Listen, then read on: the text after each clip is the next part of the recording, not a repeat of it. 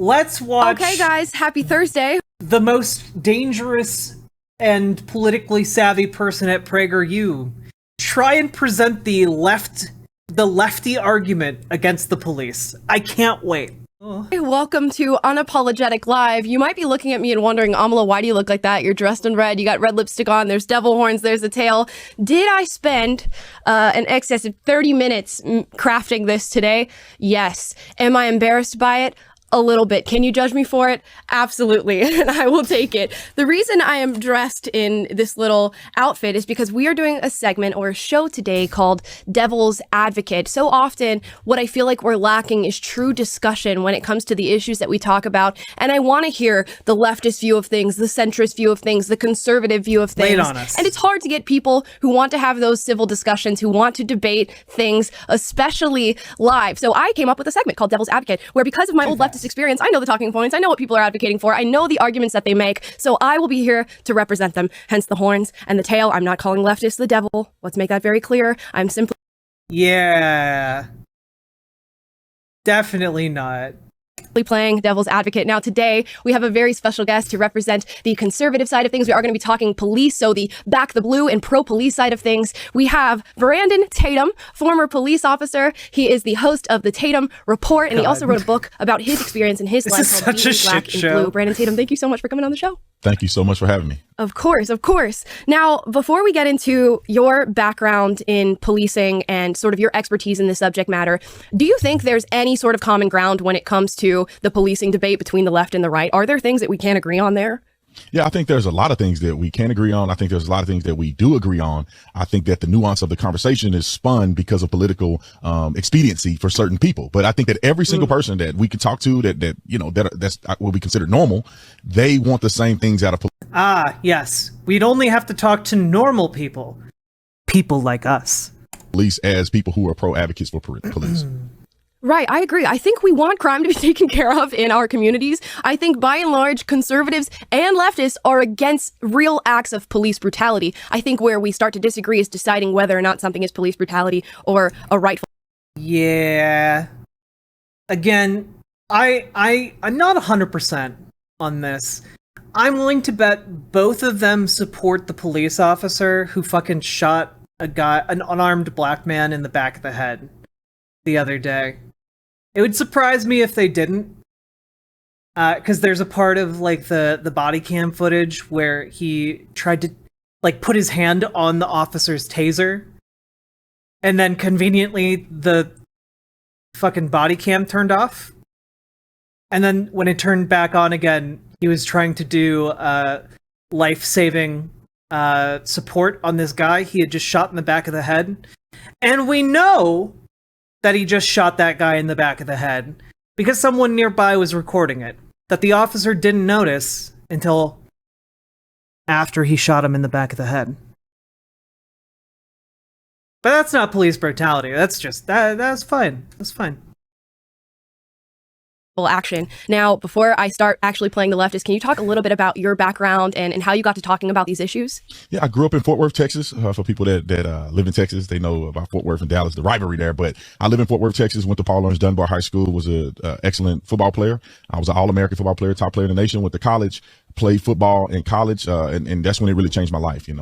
Growing up in the environment that I grew up in, going to college kind of changed my perspective. I got saved in 2008, meaning that I gave my life to Christ and I became a Christian. And that really set me on a trajectory of positivity as well. And once, I was in the 2010 NFL draft, I didn't get drafted, which was very disappointing. But then I needed an opportunity. I needed a job. And I said, I'm going to apply for everything that I can, because as a responsible man, and I was a father at the time, I was a new father at the time, I said, I got to work somewhere. I can't just be chasing a dream with no end.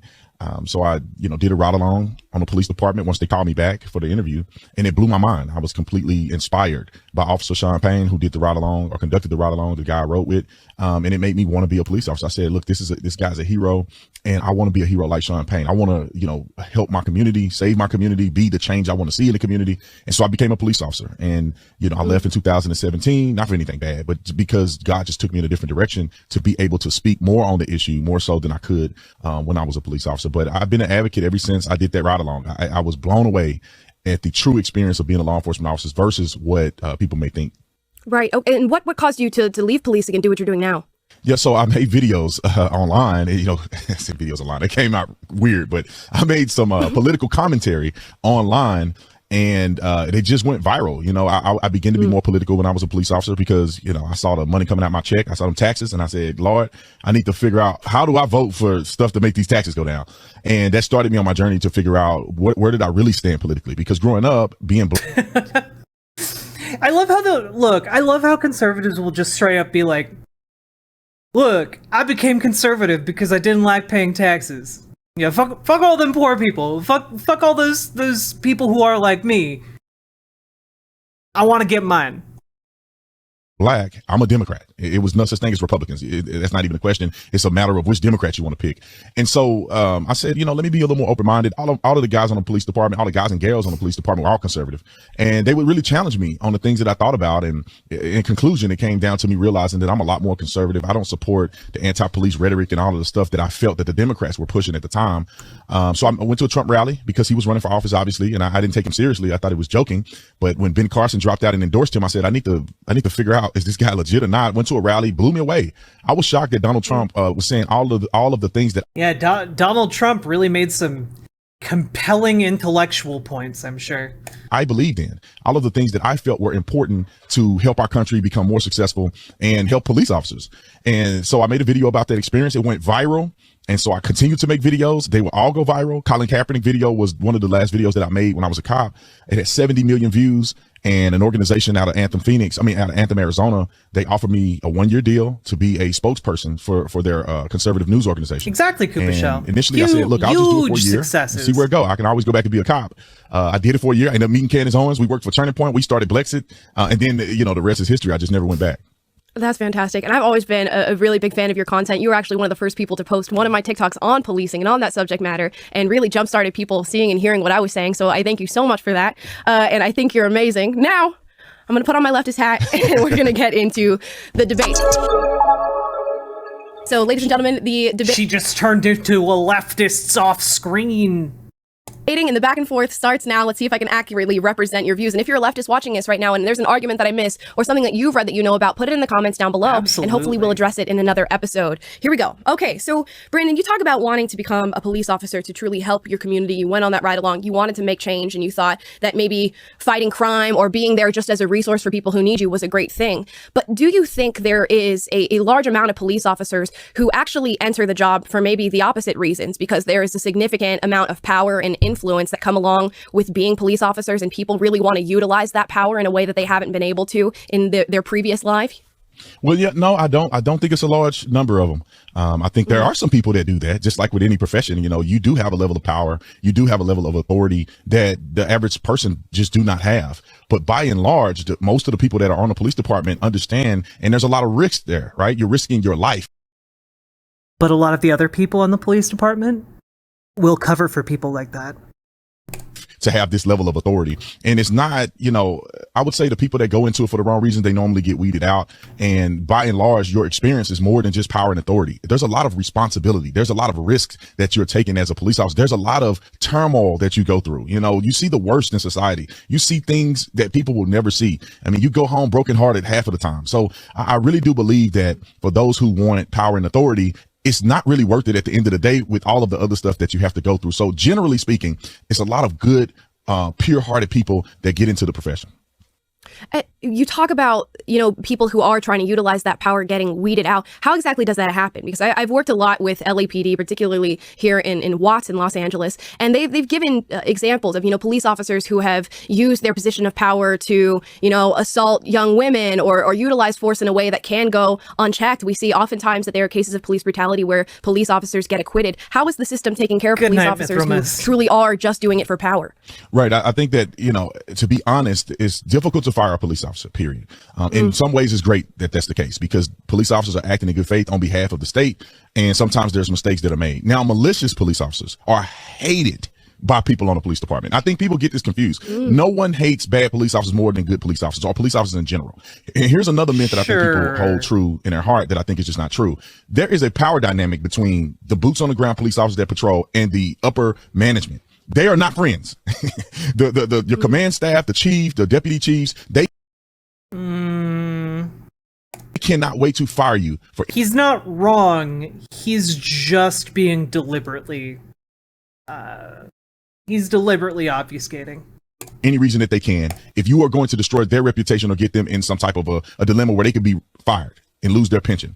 So a lot of these bad police officers are tremendously hated by officers. And then also one mistake that you make that can damage the reputation of the department, they do not mind getting rid of you. And so I think that those processes do occur. Now, generally speaking, as far as the elements that are in place to weed out officers that do things that are inappropriate or things like internal affairs. On my police department, internal affairs is a place where they investigate police officers within the department. A lot of those investigations are impartial, and every citizen can. Are they though? I feel like when you say the police officer has, or the police department has a Bureau of Internal Affairs, that just means that the police are investigating themselves? Which obviously is going to come to some extremely biased conclusions.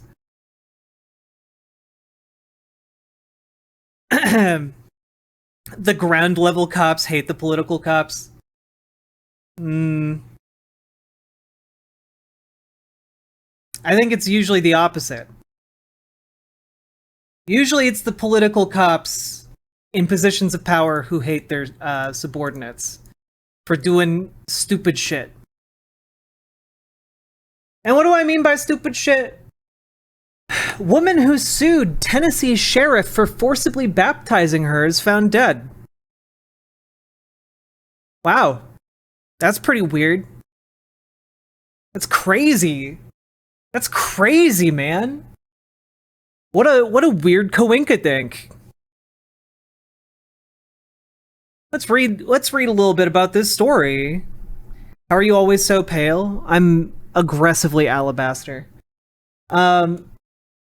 Last week, a civil rights lawsuit against a former Tennessee sheriff's deputy was approved by a U.S. District Court judge. The lawsuit accuses the deputy of baptizing a woman against her will during a 2019 traffic stop. Now the woman who brought the lawsuit has been found dead. Hamilton County deputies found the body of 42-year-old Shandell Marie Riley at a home on Log Cabin Lane. The cause of death is still unknown, and an autopsy is yet to be conducted. Former Deputy Daniel Wilkie was indicted in 2019 on 44 charges, including rape, assault, and official oppression after he pulled over Riley and during the course of the traffic stop found her to be in possession of marijuana and placed her under arrest. After he placed her in handcuffs, Riley says Wilkie inappropriately touched her crotch. Wilkie and Riley next discussed religion. They spoke for another 30 minutes, and another deputy, Tyler McRae, left sometime during this conversation. Riley testified that Wilkie asked her whether she had been baptized. She responded with concern that she may not be ready. But, according to Riley's testimony, Wilkie told her God was talking to him and assured her that if she got baptized, he would only write her a citation and she would be free to go about her business. The judge's ruling explains. According to Riley, Wilkie also indicated that he would speak at court on her behalf if she agreed. Riley decided to go along with this plan because she did not want to go to jail. She also thought Wilkie was a God-fearing church-like man who saw something in her, that God talked to him, and testified that it felt good to believe that for a minute. Hamilton District Attorney Neil Pinkston has requested the Tennessee Bureau of Investigation investigate Riley's death. So, just quickly,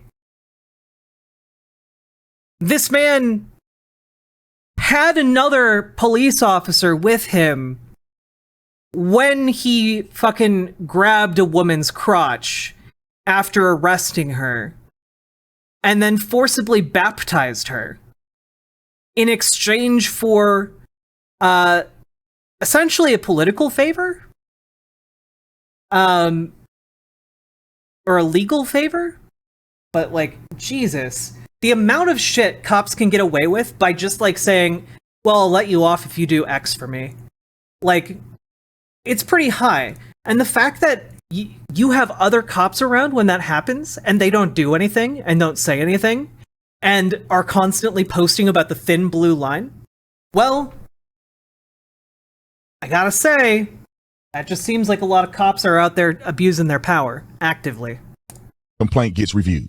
So if you go and you make a complaint against a police officer, it gets reviewed. The merits of that will be investigated. And so those are ways that police departments go through and weed out. No, the merits of it aren't evaluated. What's evaluated is whether or not they have enough, like the person bringing the complaint has enough evidence against an officer to fucking nail them in civil court. That's what's being investigated. These people who are consistently doing things that are wrong, there's internal checks and balances. So if you do something that's against policy, against mandates, you get written up. You get so many write-ups, you get fired. And so all of those things are consistently in place. People may not know that, but they're consistently in place. And as a former police officer, it is a fear that if you do anything wrong, they're gonna fire you. So it's not that I go and abuse my power and I just get let off the hook. That doesn't happen or occur as frequently as people think. As frequently as people think, but it does happen a lot with a shocking amount of regularity.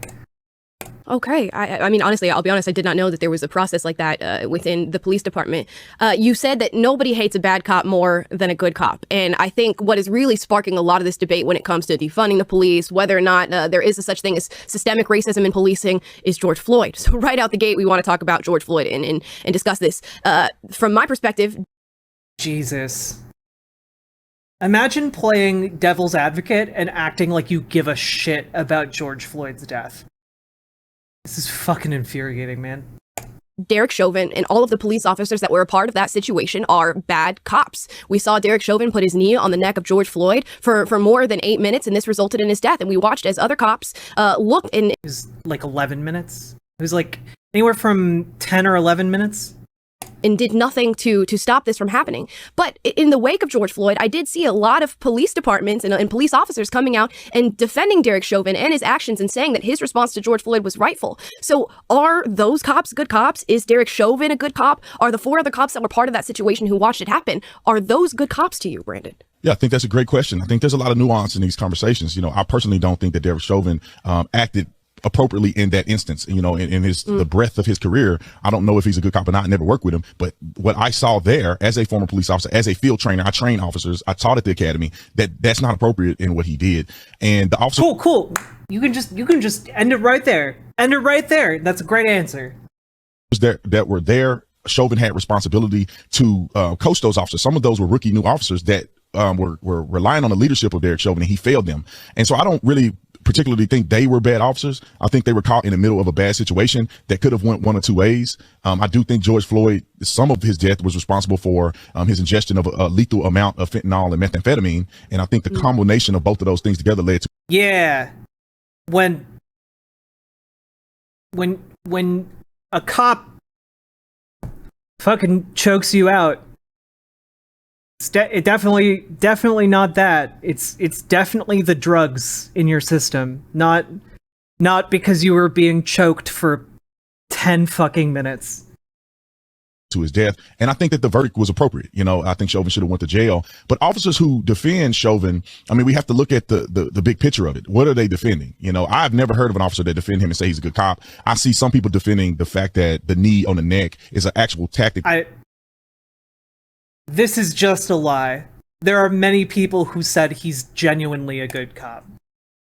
That's taught and acceptable in the police department that Derek Chauvin worked in. It was a trained tactic that was used often, and there has never been a death associated with that in that particular police department. So I can see why officers come out and say, well, hold on, pump the brakes a minute. This guy's not just a radical, crazy lunatic who just set out to kill this guy for no reason. He was deploying a tactic, and I think he went too far.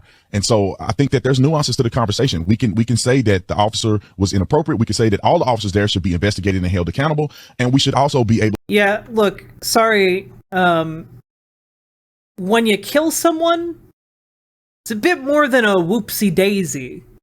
Like, I don't understand this idea of treating killing someone via negligence isn't really an excuse for killing someone. Oh, I didn't see that pedestrian. Well, you fucking nailed him, Kimberly. He's splattered all over the road. Okay? You You didn't go out there and intend to fucking hit a pedestrian, but you did, and they're dead. And you know what? You need to kind of pay a consequence for that. You know? Yeah, and that's part of what makes people so angry, Ivy Mike. For a lot of these cops, they treat it as a whoopsie daisy. You know? Like, oh, can I take a mulligan on this one, coach? You know? Like, to say that George Floyd had a great responsibility in the reason why he ended up in the position that he's in. He didn't deserve it, but I think that resisting arrest and buying stuff with fake money can result in you being under the knee of a cop that will act inappropriately at that particular. Yes. Doing things for which you do not receive the death penalty can result in a cop murdering you for out of negligence. It's not the cop's fault for doing the murder. It's the person who broke some laws that, again, don't come with death sentences. Particular time. Yeah, let's talk about that under the knee part, because I saw that video and I cannot believe that a police officer would ever put his knee or the weight of his body on the neck of an individual. Do you think that that's a tactic that police departments should rid themselves of? Should we really have police officers being able to restrain people in that way? Well, I think that's another great question. Night, Marty. They've been doing that on that particular department forever, and they never resulted in a fatality of anybody. So, generally speaking, cops don't normally put their knee on a person's neck. You normally put the knee on the upper shoulder, which a lot of people think is the neck, and then you don't put the brunt force of your body weight on your knee while it's on the person's upper shoulder or neck, because as soon as they move, you can lose balance. Most of the time, what they do is put most of their weight on their heels or on the balls of their feet. And yes, good to know. Then slightly put the knee in that position to control the upper body. The reason that they do it is not to hurt anybody, kill anybody. It's not a use of deadly force. It's really to control the body. Damn, that's a good point.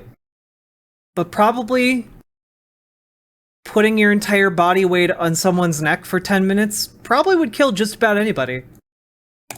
If you control the head, you control the body. So when people are in distress, I've been through this in many cases where a person is on PCP and they want to bang their head on the ground, and you want to restrain them in a way in which you have leverage. So generally speaking, I think it's a great tactic. We used to teach the tactic.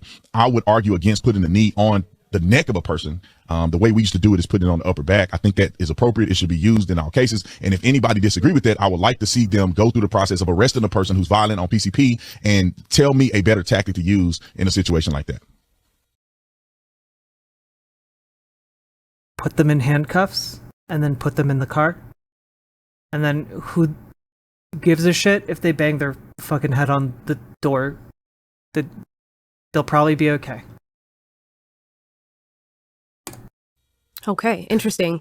I think what really sparked a lot of the outrage surrounding George Floyd, and I'm sure you can attest to this and you saw it yourself, was the fact that he's black. And in this video, we saw something very, very similar to what we've seen in a lot of videos of black people saying, I'm claustrophobic, I can't breathe, and then having police officers subsequently take their lives in some way. And I think George Floyd sparked, a memory for people like Tamir Rice, of Eric Garner, of Michael Brown, of Philando.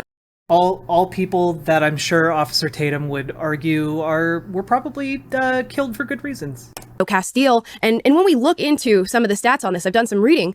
Black men are 2.5 times more likely than white men, apparently, to be killed by police during their lifetime. And in another study, black people who were fatally shot by police seem to be twice as likely as white people to be unarmed. Why do you think this is the case? And is this due to police bias? Because if I'm seeing this and I'm watching these videos on the news and I'm seeing, over and over these black men getting shot and killed by police or suffocated by police, I'm going to assume that that's because the police are racist. And it seems like we have facts to support that. Great question. What I'll say is that calm down, take a step back and look at this from a broader perspective. When you talk about Tamir Rice and you talk about Philando Castile, all of these individuals were in different jurisdictions with different police departments, with different training, and the result and their actions were all very different. So I would argue that to make a good, fair argument, you have to go base by base, case by case, and look at the situations in the individual instance that it happened. Except that when we look at the overall data, we see a very clear trend. So, seems like this is just a cop-out, pun intended, to not address why the overarching, the data that we have overwhelmingly shows African Americans being targeted by police. You know? No, when you look at the numbers of black men getting, shot by police, and I would have to verify the numbers that you said. However, when I looked up numbers from the Washington Post, they have an aggregate, database of all police shootings, all police involved deaths. And in their database, it shows that white men actually get shot twice as much unarmed, versus black men. And yeah, but there are like somewhere between 5 to there's not exponentially. There's multiple times more white people in America than black people. Proportionally, black people are more likely to get targeted by police. This is just factual. Saying, well, by raw numbers, more white men get attacked by police. Well, yeah, but African Americans make up a smaller portion of the population. If we're seeing things like they're being twice as likely to be attacked by police while unarmed, that's showing that they're being targeted by police. White people in general are shot twice as much as black people. However, I know people have the argument, and you may have the argument, that there's more white people. However, police don't patrol every single person in the country. They patrol only people that are involved in criminal behavior. Now, if you look at criminal behavior, that's not... No. Police don't only patrol criminals. Jesus. And you look at the actions of people and you break it up between white and black males commit a disproportionate amount of crime in this country. When you look at the homicide rate, over 50. Oh shit, he doing 1350. Oh, my dude. That's adorable. It's been ages since I heard someone 1350. Of all homicides that are perpetuated by black men, although black men, generally speaking, only make up 13% of the population. So it's a disproportionate. Holy shit, he did it, guys.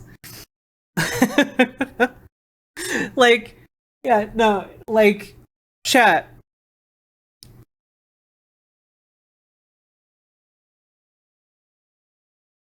Using that as an excuse to over-police does not fix the problem.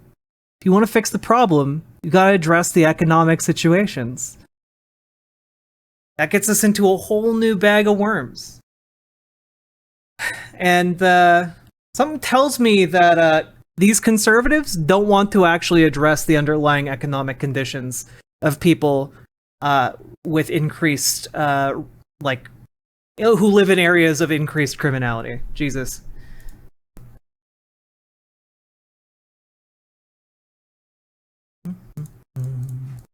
Proportionality of representation of black men in murders, also in violent crimes. Over 50% of all violent crimes are perpetuated by black men. Black people in general, mostly black men. So when you look at the disproportionality of criminal behavior, and we can just look at some of the inner cities, Chicago, Illinois. There's no such thing as a white Chicago, Illinois around the entire country. These gang-violent, gang-infested places where you see young people getting murdered by the tens, in hundreds. Damn, dude, that's crazy. What?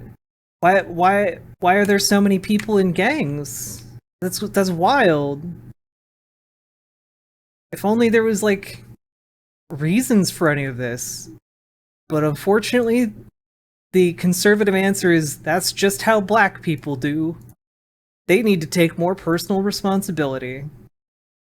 If you look at it, over the course of a year, you see this primarily in the inner city communities. So when you look at the disproportionality of crime committed, you can understand why police officers are more apt to be involved in these situations and also in these communities. Now, I will say, and I'm gonna add, with the likelihood of getting shot unarmed, for some reason culturally, and this is from my personal experience and also the things I see, it appears that black men are a lot more aggressive and they resist arrest at a higher rate. Here's why I say that. Look at any of the situations that you have alluded to as far as people getting killed by police. It's either was non-compliance, either resisting arrest, or a violent action towards police, which necessitated a deadly force response. And when you put... yes. All of these necessitated a deadly force response. Just like Tamir Rice, the 12-year-old boy who was shot within 2 seconds of police driving up. Yeah, he necessitated a deadly response. If only he'd taken more personal fucking responsibility.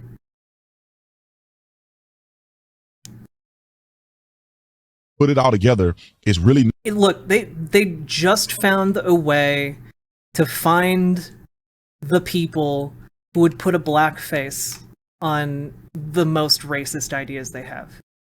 That's it. And then they threw a bunch of money at them. Not as cut and dry as being disproportionately targeting black people. And I don't think that policing has much to do with race. I think it has a lot to do with reaction to a person's actions.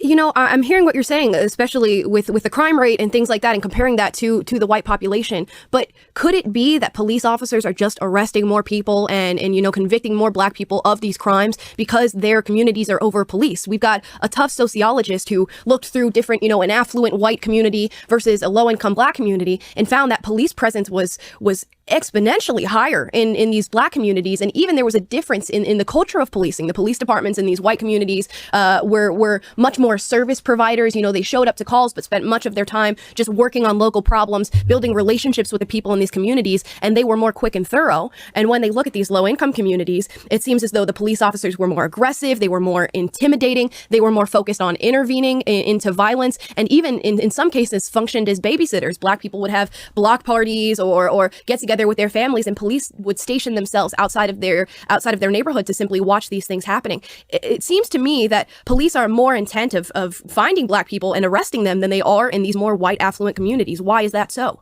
Great question. I think that, you know, there's a lot of reasons behind the way police act in different situations. And you have to, you know, what would be a good thing is do it right along so you can see this play out in HD or maybe 4K at this point. But when you're in an affluent community, you know, what is the likelihood of violence? Is very low.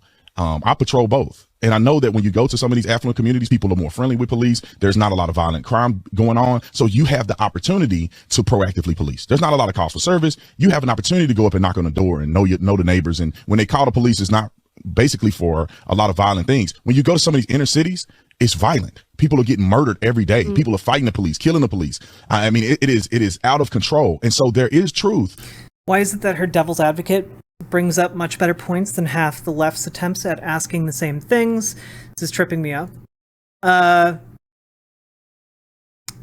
don't know. Probably because a lot of people on the left are well-intentioned and also really bad at arguing things. This, by the way, is what makes Amala very dangerous. She has good media training. She has good media skills. And the fact that police are patrolling these inner cities at a higher rate, but it is because there's a necessity to patrol, because police are really responsive.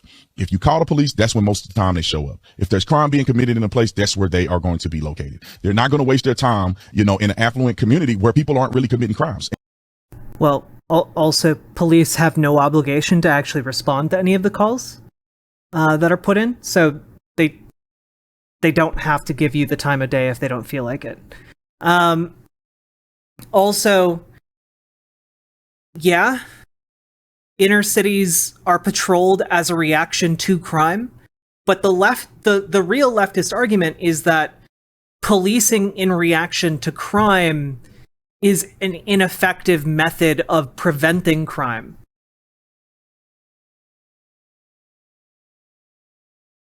And the craziest call you'll get at 2:00 in the morning is somebody saying somebody stole the water hose. I mean, in these inner cities like Chicago, you know, and Watts and all that, you're getting calls of mass shootings, people getting killed, gang violence, rapes. Damn, there's a lot of gang violence. Oh, why again, Officer Tatum? Why are so many people joining gangs? Crazy. Could it be the lack of economic opportunity afforded to inner city folks? Crazy.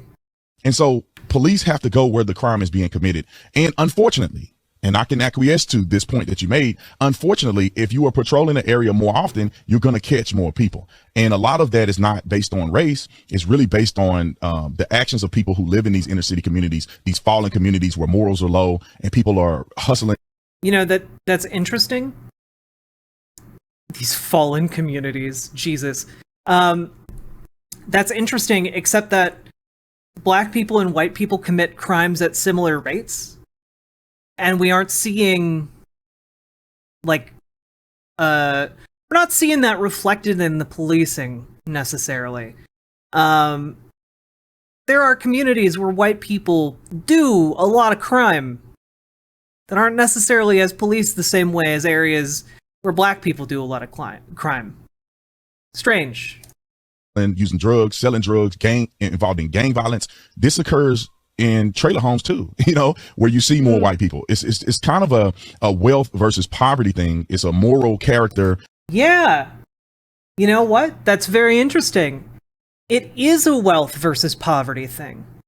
But could it be that it is a wealth versus poverty thing that is along racial lines, specifically because of the socioeconomic conditions of African Americans post-slavery, post-Jim Crow, post-redlining? A bunch of things that happened that immensely reduced the wealth and incomes of African Americans in America. Could it not be because of those things? Crazy. And yet somehow that doesn't excuse fucking murdering people who are guilty of drug crimes? Which is really the issue that's been really sidestepped around here. And a person that's raised right versus people who are not raised to respect authority. So you do see a disproportionality. I want to bring up this one point before we go to the next one, is that I want people to understand too, is that when a police officer joins or goes, and remember, chat, no violent talk in chat, please. Don't get me banned. Goes out for a shift, they don't just randomly pick where they patrol. You have certain precincts. So you have a precinct that may be on the north side where it's affluent. They only patrol that particular area. They don't have the ability to go down to the south side where black people are at or where minority communities are at. So it's not really positioned like people think. The people who work in these inner cities, they only work in the inner city. So all of their traffic stops, all of the calls for service that they go to are going to be concentrated in this inner city. So it's not a full police department approach to say everybody go to the south side. It's only heavily worked in that particular precinct. And they typically spread officers throughout the city equally. It's just that some parts of the city are a lot more violent. Gotcha. Okay. So, I mean, yeah, it does speak to maybe we should look at police officers more on a case-to-case basis and then just simply looking over all the stats of the United States and drawing our conclusions there. Well, no. Because if we're looking at it from a sociological perspective, that speaks to our overarching policy on policing, the overarching policy as it regards to policing as an overwhelming catastrophic failure. That's the issue.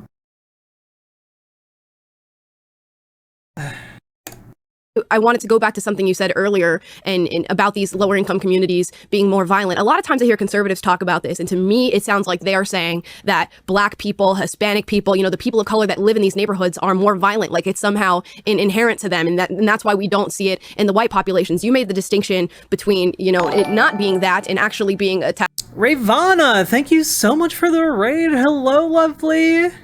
Hello, everybody. My name's Riverboat Jack. I'm a lefty political commentator. I'm talking socialism, getting democracy into the workplace, and hey, love to see y'all here. Decommodifying the things that people need to live in a modern society. So it's lovely to have y'all here. Hit that follow button if you would be so kind.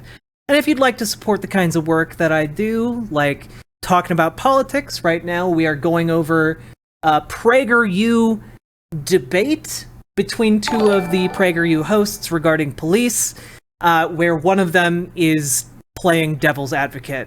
And it's pretty infuriating, not gonna lie. Ancom Libra, thank you so much for subscribing and for being part of the community for 15 months. I love you so much. Ravana, I hope you had a great stream. Hope you're feeling better too. Sir Mandolin, thank you for the follow. Amame 72 OMG, thank you very much for the follow. Note that PragerU even put the word debates in quotes. Yeah, it's all the fun of a debate, except that they're being very civil to each other, and one of them is arguing their position disingenuously and just saying to every response that she gets, that's a really good point. I have no response to that. Attached to socioeconomic status. Can you elaborate on that? Because I feel like that's not something that I'm hearing from conservatives. I'm truly hearing them say that black people are more violent. That's why police respond this way, and that we should simply expect these things to happen. Yeah, great point. I think that there's a nuance to this articulation of this particular conversation. is poverty and people who are not raised properly, people who are in predicaments of. You got it right, and then you had to add the extra bit on the end. It's poverty. It's a lot easier to raise someone right in a home that has access to wealth. Moogsy, thank you very much for gifting 5 tier 1 subs. I really, really appreciate that. Thank you for supporting my work. It's a lot easier to raise somebody right in an affluent environment because you have access to all the resources you need. You have access to the means to like have lower stress for yourself and your loved ones. And that has a lot of knock-on effects. So it's not the being raised right bit, it's the poverty bit, overwhelmingly. So did Cherkun get my donation? Let me take a look at the donos, because I might have missed it. Aw, Paladin Lost, thank you for the $25 dono to Cherkun. I very much appreciate it. Yeah, so this is part of the problem, right?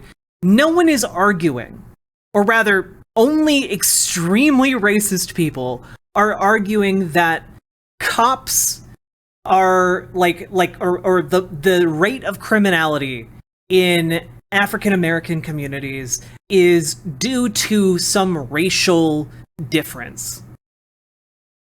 What people argue is that the socioeconomic conditions of African Americans have been shaped by a history of slavery, Jim Crow, sharecropping, redlining, etc. And, overall discrimination in society that definitely has knock-on effects that have made it so that the economic situation of African Americans overwhelmingly in America is almost exponentially worse than the socioeconomic conditions of white people in America.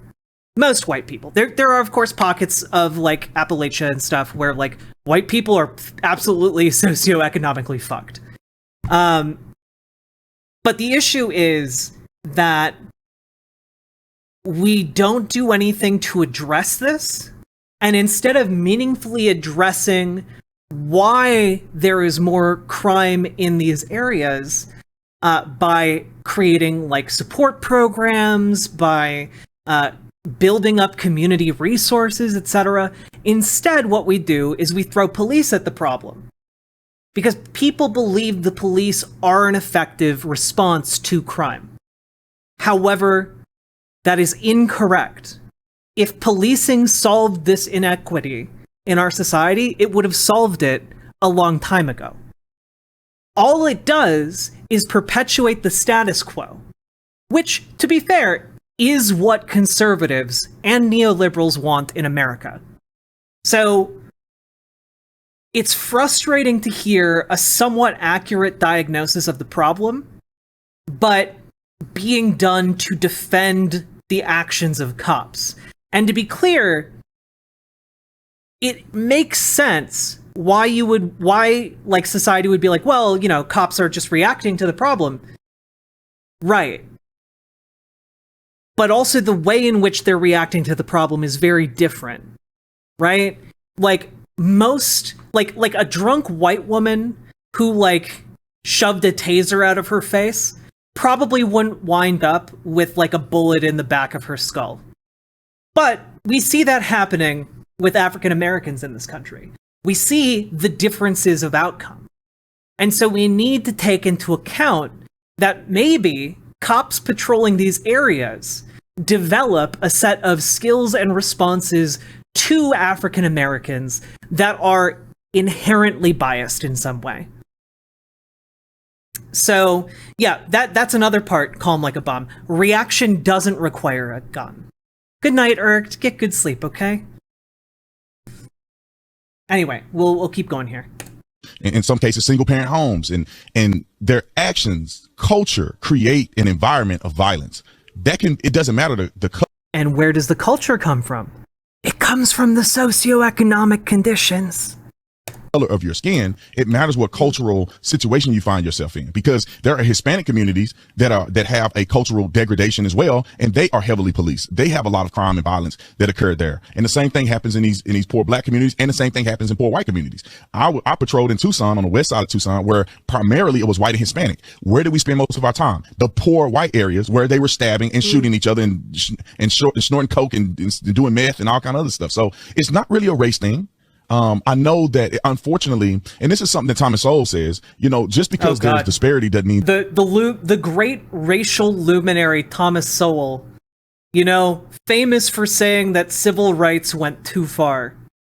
There's discrimination, or just because there's a disproportionality don't mean it is racism. Unfortunately, with the single parent homes and some of the things that have happened in the black. By the way, that's not like a dig at him. He's famous specifically for arguing that Martin Luther King and the civil rights, the push for civil rights in America was too far. That actually African Americans didn't have it that bad under Jim Crow. And be like, yeah, it's not that bad. Not that bad. That's what he's famous for. Culture, it has created these communities. This is not the overarching theme of black people, because if you look at it, you say, well, most black people are not committing crimes. You look at the murder rate in the country, about 7,000 people are murdered. There's 40 million black people in the country. So most black people are not murderers and thugs, but it's a concentration of certain people in these communities that we see a lot of violence, which necessitate a lot of police response. And a lot of it, I believe, has to do with culture and not necessarily has to do with the color of your skin. And I'm not saying this because I read it in a book. I used to live in the inner cities of Fort Worth. I lived in Stop Books are for gays. You'd never read a book. 6. I lived in Eastwood, and it was a lot more violent. And it was a lot more culturally violent. There was no gangs when when we lived in Crowley and we lived in White Settlement in Fort Worth. And you go down near Dunbar where we lived, Stop 6, Eastwood, Poly, it was a lot of gangs. And so there is a difference in these communities, and there's a true violence that occurs. And my hope is that we can see some of these things change, and therefore police response will change. Okay. So I hear what you're saying, but yeah. We just need to hope that things change somehow. Yeah, let's just hope that spontaneously the culture changes, spontaneously the economic circumstances of these people change. Let's not actually do anything about it. Let's not actually better the socioeconomic conditions of anyone living under this kind of oppression. Let's not actually change the status quo. Don't rock the boat. Shh. Go to sleep. I kind of want to push back and say that the reason that we have these sort of violent communities, the lack of family, is actually because of white supremacy and the white man and this legacy that they created in America. If we look at the times of slavery, black people had their families separated from each other. That wasn't a culture that was really fed into and bred by these slaveholders. And even if we look at police, isn't that really born out of slavery? You had black men trying to... That's a correct point, though. To escape this white supremacist nation where they were being used for labor, and subsequently they created slave catchers, which sounds really similar to what police do right now, hunting down black people, arresting them, convicting them, and then jailing them again, which if you look back historically, I'm thinking that really policing comes from slave catchers. So hasn't really white supremacy and just whiteness and white privilege created these standards that black people are living by in these low-income communities? Well, I disagree a lot with that statement. When we think about the condition of black people today after the 60s, 60s and to now, black people are very different than 30s to the 60s. I mean, black people were very affluent. Black people did, owned a lot of property and real estate. And we had people like Booker T. Washington and a lot of black leaders who really accelerated black success in this country. We've seen black people progress more than anybody in the history of this country, but in the 30s and the 40s and 50s. And then we saw... Oh my God. He's actually making the argument. Civil rights ruined the country. Black people had it so good in the 30s and 40s. Holy shit. Yeah, Sir Mandolin. Amala is one of the most dangerous people who works in conservative circles, I think. He's doing the thing again. Officer Tatum, literally is one of the craziest motherfuckers. And he's able to, mask that craziness in in like a reasonable sounding presentation, you know? It's a bit jarring, you know? Goodness.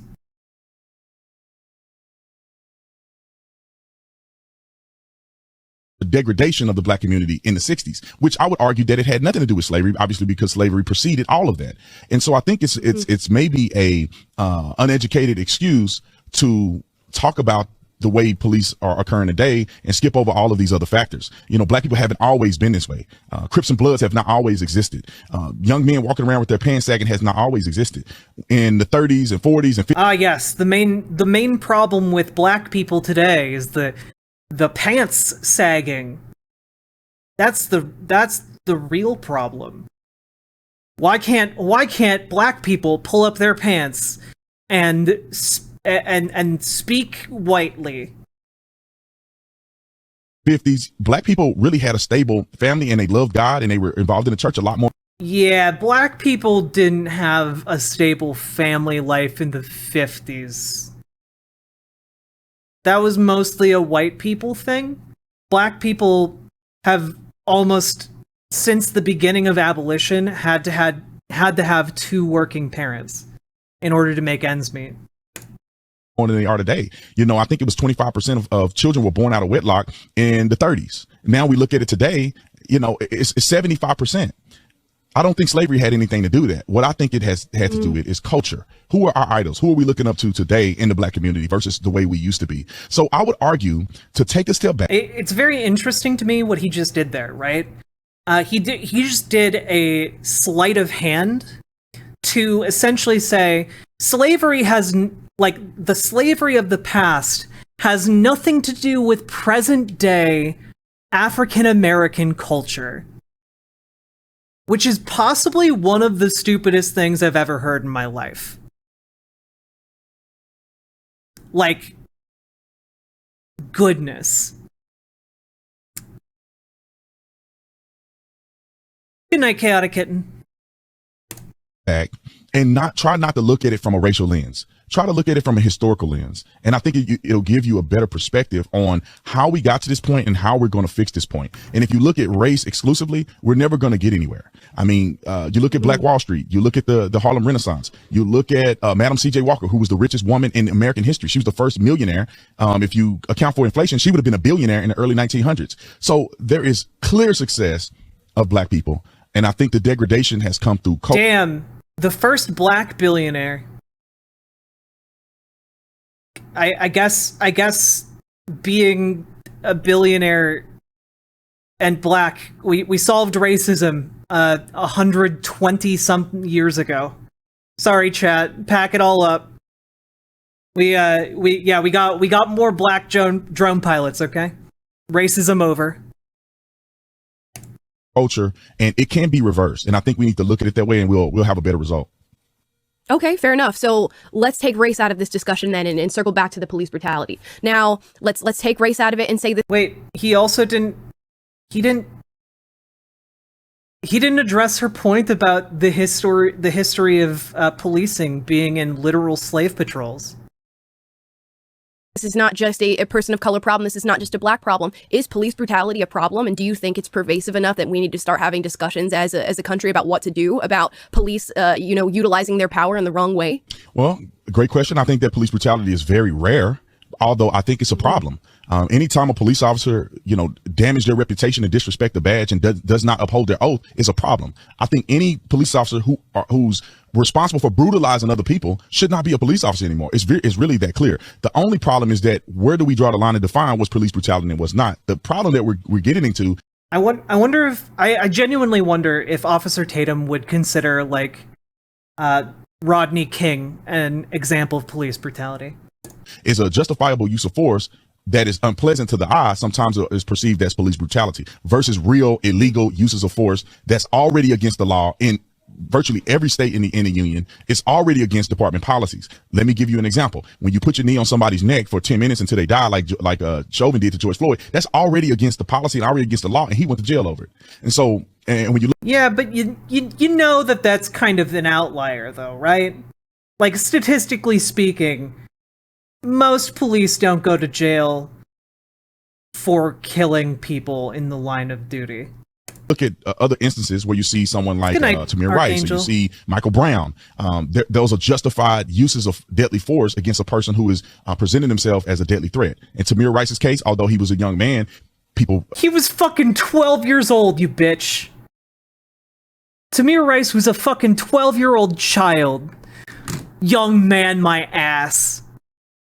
Most people that I talked to have never watched the video. He literally pulled out a replica gun on the police officers and they shot him one time. Most people have never watched the video. Motherfucker, the police popped their cars off the road into the park and shot him within 2 seconds of them arriving on the scene.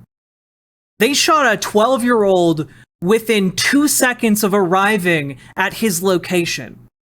Guys, cops, especially when cops are responding to something that has already happened, they have the ability to control what their response is, and perhaps rushing into a situation where you have not where you allegedly have someone in a park with a gun, perhaps popping your cars and driving into the park and killing that person within 2 seconds is not a very good, assessment of the situation. You have deliberately provoked a situation in which someone is probably not going to react very well to your presence. Because, you're driving fucking cars at them. And the person you're pointing guns at and shooting within a 2-second arrival is fucking 12.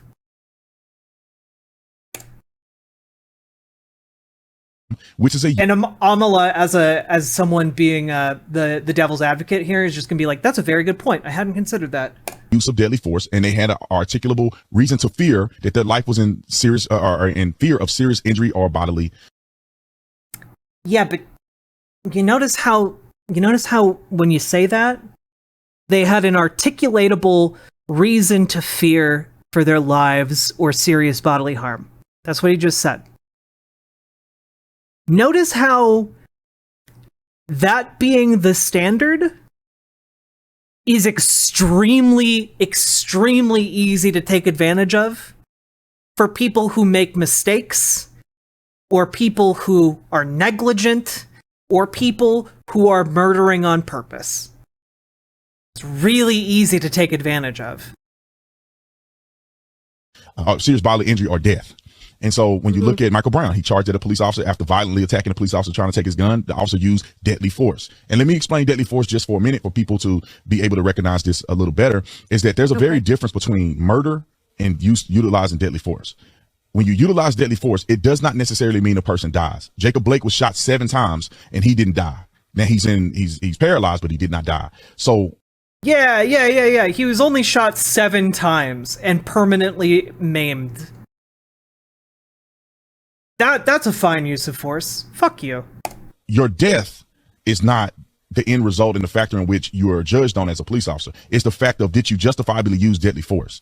And if you justifiably use deadly force and the outcome is death, it was justified. If you justifiably use deadly force and the outcome was not death, then it's still a justified use of force. Now, if you do the wrong thing and the outcome is not death, you still are responsible for a poor use of deadly force, and you will be held accountable. In the same, you will be held accountable with 12 months of paid leave.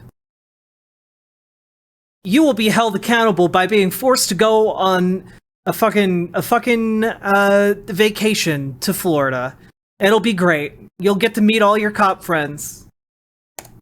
The thing is, if you don't use deadly force properly and you kill somebody, you're going to be charged with murder. Chauvin, the officer that killed Laquan McDonald, many of these officers that are already have been prosecuted over these things. So I think that delineating the truth from fiction or from misinformation is important to have this conversation. So I hear you there, and I actually agree that if somebody is posing a deadly threat to you, you have to respond, you have to defend yourself, and a lot of times police officers are saving people by doing so. But a through line in these videos to me seems to be a lack of training. We talk about Tamir Rice. You know, he may have been holding a replica gun, but did he have to die? Could the police officer have shot him maybe in the leg or in the hand? We look at Ma'Khia Bryant, who had a knife and was about to go for a girl's neck, so the police officer was saving a life. But did he have to shoot her that many times? You know, I feel. Or, you know, he could have tackled the girl with a knife. Sure, that puts him at some risk, but also he doesn't then have to shoot a child. Hey, left turn chimp.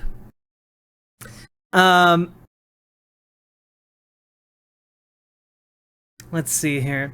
Also, for anyone who's wondering about her comment about police being descended from slave patrols, fun fact, South Carolina, literally founded by slave owners from Barbados, rather. And Barbados, around like the 1500s or 1600s, had been one of the first English colonies to adopt essentially the practice of what was called hermandades, which were essentially armed slave patrols, something that had not existed prior in the United States. And in 1702, it authorized its first slave patrol, modeled after the hermandades. So those then became police. Just fun fact for you. Feel like police officers could be better trained to make these, even though they are split-second decisions, make these split-second decisions. And, you know, I read an article today out of Insider.com. The headline here is that the average U.S. police department requires fewer hours of training than what it takes to become a barber or a plumber in the United States.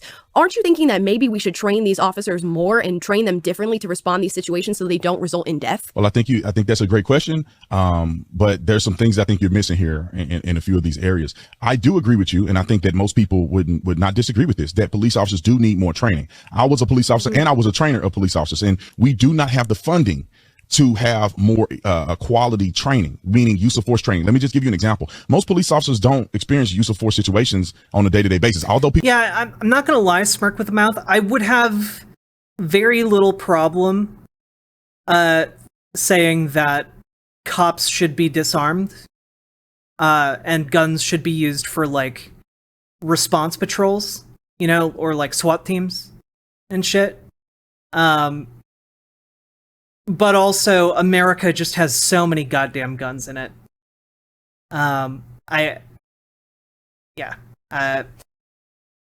Generally speaking, though, I'm with you. We need to find a way to reduce the insanity in the police. Frankly, the main thing that would actually help to reduce crime in America is providing broad social safety nets and decommodifying the things that people need to live. You know, like a basic level of housing guaranteed to every person, a basic level of subsistence food provided to every person, a basic level of like internet access, a basic level of electricity and water. Like, you shouldn't have to scrimp and save to have the ability to live. And having healthcare, having the ability to go to the doctor if you're sick, the ability to see a therapist if you have mental issues you need to work out. These are things that would objectively reduce the need for police. People may think so. I would argue that 90% or 95% of police officers never have to discharge their firearm during their duties as a police officer. Our police chief, 30 years. He worked in the Tucson Police Department for 30 years. He never pulled his gun. I was on a SWAT team. I worked in the most dangerous city per capita in the state of Arizona. I've never had to shoot anybody. So it's very rare that officers actually get into a real life and death situation. So most officers are not equipped and trained enough. They don't get enough exposure. And what we did on our department is that we had force on force training, which means we had a house it's very complicated. We had a house that had these bulletproof walls, and we would go. Damn it. It really sounds like you're making the argument for police not to have guns. Go through and train actually shooting our gun and identifying threats or non-threats. And also we would use what we call simunition rounds, which they're pretty much like paintball guns. And we shoot each other in these situations where we are trying to figure out use of force. Should we shoot or not shoot? Force on force combat, things like that. Now our department has the finances to do it, but most don't. And that is a big problem. And I think that we can agree that we need to fund police officers more to help them be qualified in training. Now, the second point is the amount of hours per training is a big misconception. A barber is not doing anything near what police officers are doing while they are in training. And many people probably should go to a police academy and at least do a ride along or something so you can see what the police training is. We go for 10 hours, 12 hours a day, every single day to learn about the law, learn about use of force, learn about mental health. We learn how to shoot. We learn how to drive. We learn all of those things in basic training, but there's a lot more involved in it. And then let me just go through the process real quick. When you sign up for a barber, you go to college. It sounds like an awful lot of trouble to go through when you could just not have guns and maybe rely on other means to solve your problems. You get your barber license. When you sign up as a police officer, you have to fill out a 40-page document of all of your background, everybody you ever talked to, everybody you lived around. They do a psychological evaluation. They do a polygraph test. You have to go through a physical evaluation. I mean, you have to do all of these different things. It takes about 6 months for them. Damn, and they still haven't found a treatment for cop brain yet. To evaluate your background and for them to at least give you an opportunity to apply. Way more intense than any other job that you previously mentioned. Then once you go through the academy, you study and learn the things that I just spoke about for about 17 weeks. In Texas, they do 6 months of that training. That's basic training. Then from basic training, you go to post-basic training, which is another 8 weeks of training and learning the systems within that particular department and municipality. After you finish that, you go through more training, and they don't talk about this when they give that statistic. Except that a lot of training isn't necessarily required. I love how this motherfucker earlier in the conversation, before you rated in, guys, he was talking about how, well, every jurisdiction, every police department is different, so you have to take everything on a case-by-case basis. And now he's trying to make the argument that every police officer is getting like 2 billion hours of training. You go through what we call field training, which means that you go out on patrol as a certified police officer and you are trained for 22 more weeks by a certified police officer, which I was. You go through 3 phases. While you're in those phases, you have to learn about being a police officer. You have to show competency. You are judged by other police officers. You have to take tests, and you have to pass. Our department, you have to pass with a 90 or better. If you did not pass the test, you do not progress in the phase, you get fired. And then once you finish field training, you're out on your own as a police officer. And how many people fail that test? What is your percentage of pass-fail? We're on probation for 180 days. So if you go out and you do something illegitimate, they can fire you for any reason. And so when you look at all of the pre-qualifications, the training. And yet it's really hard to fire cops. As you also said earlier. Come on, man. Like you're getting softballed so hard in this debate, and you can't even keep a consistent thought here. Training, you are extensively more involved than somebody that's a barber or hairstylist or anything like that. And also, once you're done with your training, you are forever in the process of learning and exploring things, because you cannot replicate life and death situations in a training facility. You cannot replicate what it looks like when a person has been decapitated from being in a serious car accident. You cannot replicate that. You cannot replicate what it's like. Damn. Good thing in a situation where a person has been decapitated in an accident, you literally have nothing else to do there.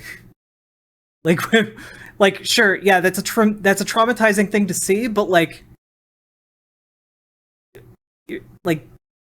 no one's gonna get mad at a cop because they freaked out because they saw a severed head. They're gonna get mad at a cop if they freak out because they saw a severed head and then murder somebody. To get a person who's been dead for a month or for 3 weeks and put them in a body bag, the smell and all of those things that you deal with, domestic violence, doing investigations, high speed chases, you cannot simulate that. So those are experiences that you get over the course of 20 years, a 20-year period. So if you would ask me, cops are a lot more equipped and trained, far more than anybody else that you previously mentioned. Okay, fair enough. So there's more training than it seems like this article goes through, although I think we do agree that maybe there's... Damn, that's a really good point. This is a debate. More specific training that police officers can go through. Now, we're going to wrap things up here and just lastly talk. Man, the word can in that sentence did so much work. There's a lot of specific training that cops can go through. it's doing a lot of heavy lifting. About police reform. It seems like the common ground that we found is, yes, police brutality does happen. You think it's rare. Maybe I disagree. I don't know that it's rare with all the videos that I see and all what media shows me and these horrific videos. But we also seem to agree that maybe some more specific training could be used. But I think where we disagree, you mentioned adding more. That can do more work than most cops in training. True. So goddamn true. Or investment into police officers and giving them more resources. I, follow Black Lives Matter. They put out this Breathe Act where they stipulate that what we should do is actually take money away from police departments, make them smaller, maybe make them smaller but better trained. But again, make them smaller.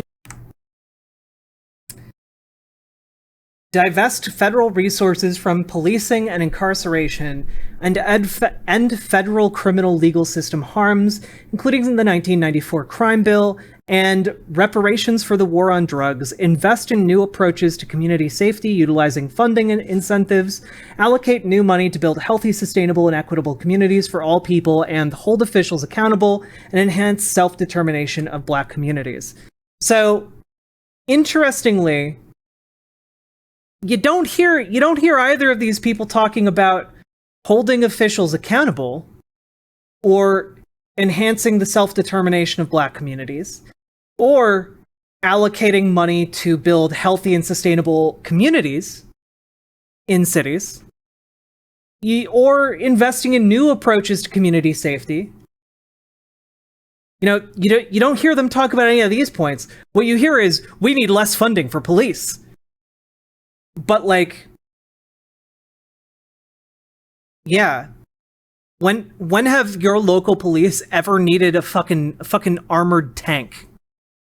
When have your local police ever needed 500 new officers whose sole job is to go into your local local park and burn down homeless people's tents?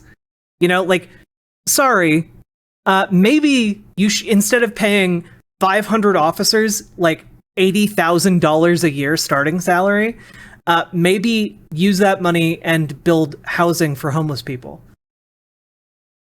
to get them back on their feet. Weird.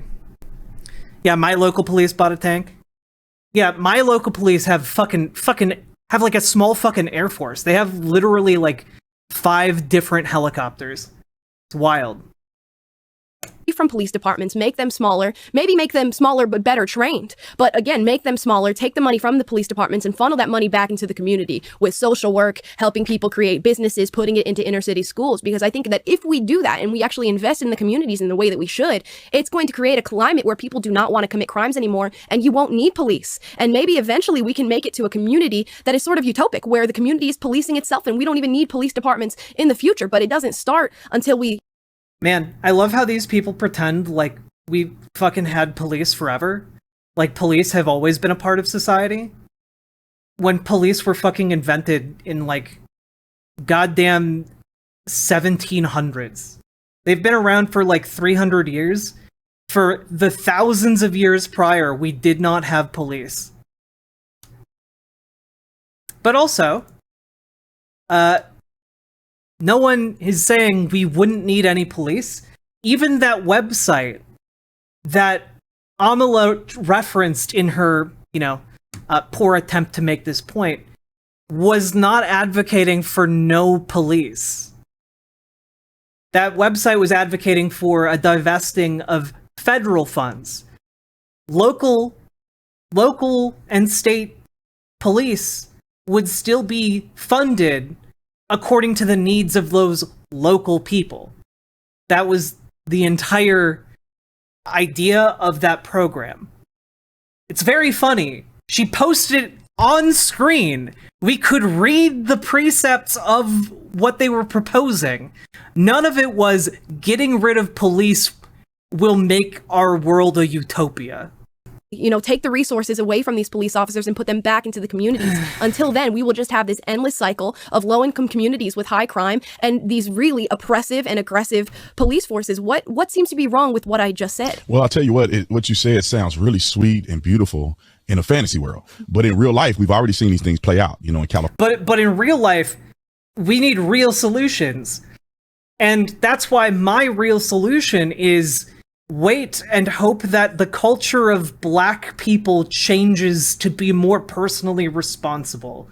That's literally his solution that he proposed with a straight goddamn face, and he's somehow trying to make it seem like that is not a pie in the sky, unrealistic idea.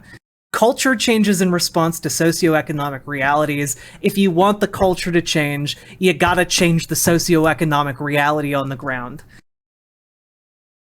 California and many places across the country, they defunded the police, meaning they try to reallocate funds, and some of them just dissolved police departments, and we've seen crime go. Damn, that's a pretty bold claim. That America has overwhelmingly slashed police budgets and dissolved police departments. Can we get a citation on that one? Like, the idea that crime has gone up because police have been defunded, I know that one's not true. Crime has gone up because the socioeconomic reality of people has worsened greatly because of COVID. Crime has gone up specifically because of that. No police department that I've seen has had their budget slashed by any meaningful amount. The most I've seen is like 3 to 5%. Yeah, his source is literally just trust me, bro. I think there might have been like one city in New Jersey, like one small town or city that like dissolved their police department. And if I recall correctly, they got some decent-ish results, but I don't remember that one in detail. Somebody would have to find that. Out of the roof, because funding is not the only allocation that needs to that you need in order to change something, right? Police allocation of funds or giving more funds to police have a tangible result, meaning that if you want officers to be trained better in, just say, utilization of handguns, or you want them to be trained better in the way they de-escalate, you have to fund that to get the training, and there's numbers that back up how much it may cost per officer. And so if you want those things to occur, there's a tangible financial. Yeah, Camden. I think Camden, right? Mint Kuro? That's what I was thinking of. Did they really do that in 2013? That had absolutely nothing to do with BLM? Cool. Strategy to that. When you talk about taking money from police officers and then throwing it into the community to do what? To build a recreation center? Well, if you are not changing the lives of the people that go to the recreation center, it's just going to be a bummy recreation center. Yeah, building the recreation center is something that changes the lives. It gives people a community center that they can visit or kids can hang out with. Like, come on, dude. Like, yeah, no, that is part of what changes the system here. Yeah, giving a community resources changes the community? Crazy, bro. Center down the Wild. road. So in the grand scheme of things, I think that we need to focus on one instance at a time and not cross-pollinate. Mm-hmm. If you want police officers to be better trained, we have to pay for their training. If you want them to be at a call when you respond appropriately, we need to have enough of them in order to respond appropriately. If you want them to stay and you want them to be retained and you don't have attrition like we see all around the country, which means police officers are leaving the police department and there's not enough cops to answer these calls for service, we need to pay them and we need to support them in a more meaningful way. But I do think that we can utilize resources to help the community as well. I just believe it's not as simple as taking it from the police and directly giving it over here. I think we need to make sure the police are secured and use other ways to help out in these communities. You're right. We need the police too. Let's reinvest into our police forces to make police 2. We'll take some of the money that the police get and give it to police 2. And police 2 will be full of social workers. And so then we're not defunding the police, we're just better funding police 2, the sequel to the police. Yeah, weird Koopa Shell. Communal spaces might change the nature of the community. Weird. Yeah.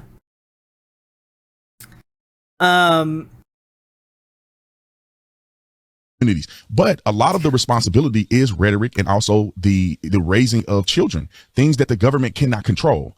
I would argue that more of the burden in these communities to fuck yeah. Look, there's nothing we can do. We have to wait for the black community to get its act together. Says this guy who's totally not saying something very racist. You can tell he's not being very racist because he's black. Change, what we see, is on the church, it's on the community, it's on the leaders, it's on the people. Because I don't care how much money you throw at a person, if fathers are not present, strong male leadership is not present, we are going to see a fallout. Look, society falls apart if there isn't strong male leadership, guys.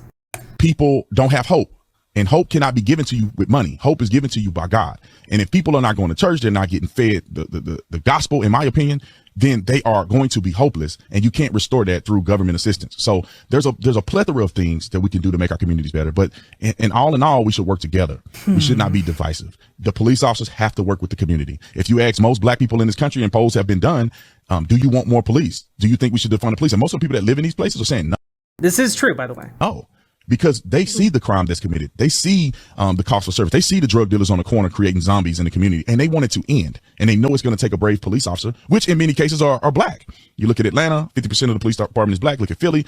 A lot of these black communities are patrolled by a lot of black officers as well. So we need a community approach, and that community does not alienate other people or alienate particular groups. We should work together, and we'll see things change in our communities. Awesome. I think honestly, you gave a very, very well-rounded approach to things that we can do. I want to wrap this up with one last question. So you're not a supporter of this Breathe Act. You're not a supporter of what BLM thinks is the future of policing. If you could snap your finger and tomorrow reform police in any way, shape, or form, and you... If I could snap my finger tomorrow, all the police would go to church. All the children in those communities would go to church. Sort of answered in the previous question. Is there anything that right now you would do to change the police force in America? I think the biggest thing you can do is allow police officers to be better, more equipped in training, and also boost morale. That's the very crux of law enforcement. If police officers have poor morale, they tend to leave the police department. They tend to not be proactive in policing, and it all crumbles. It all falls apart. They're not. If the police get sad, they do bad jobs. Weird how he seems to care more about the morale of police than the well-being of the people who are policed. Curious. Not going to be as enthusiastic. They're not going to be as emboldened to put their life on the line to save people, and the community will go to crowd. And then when they do try, and they're not well equipped, they have not had proper training, they have not had proper exposure to use of force situations, they are going to make mistakes. And I think that we should rally around our law enforcement officers. We should not demonize them. We should rally around them. We should get rid of the bad ones. And I think that we'll see a better relationship between policing and the community. How do you get rid of the bad ones, though? Because it's interesting. What I find really interesting about this debate is the cracks that appear, right? Like right there, he said, we should get rid of the bad police, which kind of implies that they're not currently getting rid of the bad police, which flies in the face of what he was previously arguing about how most cops are actually good, and actually the system of making sure bad cops stay out is working really, really well. You know, it's very interesting to me. Community, and it's not something I read in the book. It's something I know because I was a police officer. Fuck yeah, learning's for gays. All right, let me get these devil ears off my head now. Brandon, that was amazing. I think that's where we're going to wrap our debate on this subject matter. I love it. We ended on a high note. And yeah, so guys, that was Devil's Advocate. That was our first time doing that.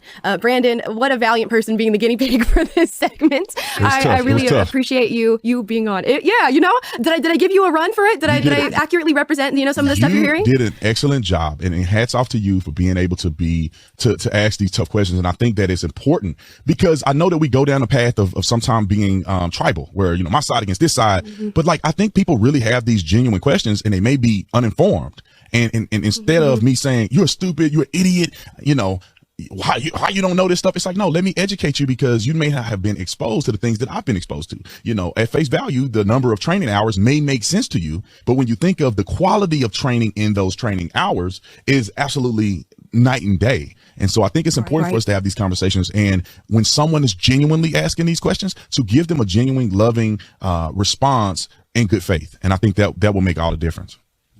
I completely agree. And again, thank you so much for coming on and doing this. Guys, this is a really important subject matter for me. As you guys know, I've started to work a lot with police officers outside of my work here at PragerU in LAPD and Watts. So when I said that as a leftist, I truly meant that I do work with them. And I've been going on ride-alongs multiple times a week. And I went into it as somebody who was, I used to be anti-police. I got the black power fist on my arm and hated police. And then I went to, backing the blue, supporting police officers. And even then, with my support for them, had no idea the extent to which their job was truly critical to communities. They are not just police officers. They are teachers. They are parents in a lot of ways. They are social workers. They are helping people. Damn. Maybe instead we should just have social workers doing those jobs then? Instead of people who can fucking kill you? Get their lives together. And truly, you have to build relationships with these communities before you can police them. And it's not like police officers are just sitting on the outside and responding as they need to. They live in these communities and they are with these people all the time.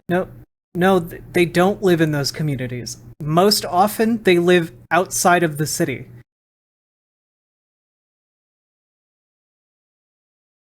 So hopefully this gave you a nuanced take of the policing debate, both for the left, the centrists, and the people on the political right. If there's anything that I left out, if there's anything that Brandon left out that you wish we had discussed, or a fact that you wish we had thrown in there, put it down below. And if there's something that you learned, put that in the comments down below as well, because I feel like I did a lot of learning here. Maybe Brandon learned some leftist talking points, although I think he's pretty well versed in those. I might have got you a little bit. It was good. The slave catcher one. And yeah, thank you guys so much for watching. Brandon, how can people find you, support the work that you're doing, and listen to you outside of this? Yeah, so The Officer Tatum, because I was a police officer, so theofficertatum.com. You can find everything I do. I have a podcast, a YouTube channel. I also have an online news network, and I also have videos with PragerU. So you can check out some of my videos with PragerU. That's the way you can find me, and I really appreciate you having me on here. This was such a great experience. I'm so proud of you, and I think you did a really good job doing the leftist thing. For a minute there, I was like, wait a minute, hey, this is how you really feel? But I thought it was great, and I think you're such a great and genuine person, and I could not be more excited and honored to be on someone's podcast. So thank you, Amala. I really appreciate it. I feel the same way about you. Thank you so much for being the first guest on Unapologetic Live. Guys, remember to show Brandon some love. Please like, subscribe, turn on the notification bell to be notified every single day when we go live. Again, I think she is incredibly dangerous because of how media savvy she is. She's a very good communicator. I just think that the things she communicates are absolutely despicable.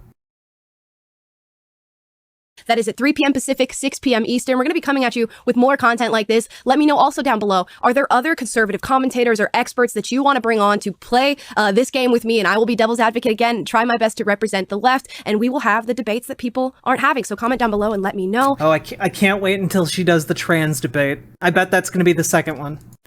No, she wouldn't. She wouldn't go that mask off. She's gonna do the trans people in sports debate. I bet that's gonna be the next one. For Friday's show. Bye, guys. Whew, boy.